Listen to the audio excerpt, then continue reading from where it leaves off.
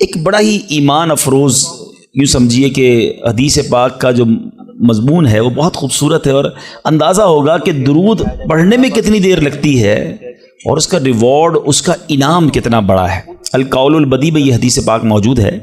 مدینے کے سلطان رحمت عالمیان سرور ذیشان صلی اللہ تعالی علیہ وسلم کا فرمان برکت نشان ہے، اللہ عز و جل کا ایک فرشتہ ہے، اس کا ایک بازو مشرق میں ہے اور دوسرا بازو مغرب میں ہے۔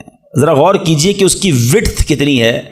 آج بڑے بڑے جو ایئر کرافٹ ہوتے ہیں اس کی ایک بازو سے لے کر دوسرے بازو کی وڈتھ پر ڈسکس ہوتی ہے۔ آج کل کی معلومات کے مطابق سب سے بڑا جو مسافر طیارہ دنیا میں آج کل ہے وہ A380 ہے، اور میں نے اس کی ایک ریسرچ پڑھی تھی کہ اس کی وڈتھ اتنی ہے ایک پر سے دوسرے پر تک کہ جتنی ایک فٹ بال اسٹیڈیم کی وڈتھ ہوتی ہے۔ اتنا بڑا وہ جہاز ہے۔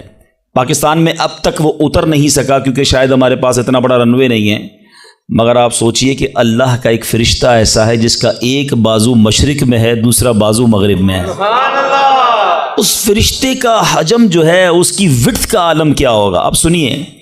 اور آقا علیہ الصلوۃ والسلام فرماتے ہیں جو شخص محبت کے ساتھ مجھ پر درود بھیجتا ہے تو اللہ تبارک و تعالیٰ، گویا اللہ کے حکم سے، میں حدیث کا مضمون عرض کر رہا ہوں، اللہ کے حکم سے وہ فرشتہ جو ہے وہ پانی میں نہر رحمت میں غوطہ لگاتا ہے، اور غوطہ لگا کر پانی سے باہر آ کر اپنے پروں کو جھاڑتا ہے۔ آپ نے کبھی یہ منظر دیکھا ہوگا کہ چھوٹی سی چڑیا جو ہے پانی میں اگر گر جائے اور باہر نکل کر اپنے پروں کو پھڑ پھڑائے تو کتنے قطرے گرتے ہوں گے، مگر ایک ایسا فرشتہ کہ جس کا ایک بازو مشرق میں دوسرا مغرب میں، جب وہ پانی سے نکل کر اپنے پروں کو پھڑ پھڑائے، پروں کو ہلائے، جھاڑے تو کتنے قطرے گریں گے، کاؤنٹ کرنا پاسبل نہیں۔ اب سنو ہونا کیا ہے۔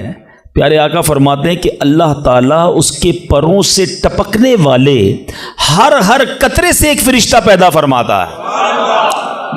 اچھا، وہ فرشتوں نے کرنا کیا ہے؟ آقا علیہ الصلوۃ والسلام فرماتے ہیں وہ فرشتے قیامت تک اس درود پڑھنے والے کے لیے استغفار کرتے رہتے ہیں۔ یعنی درود پڑھنا اتنا سا کام ہے، ذرا مل کر پڑھیں، الصلاۃ والسلام علیک یا رسول اللہ۔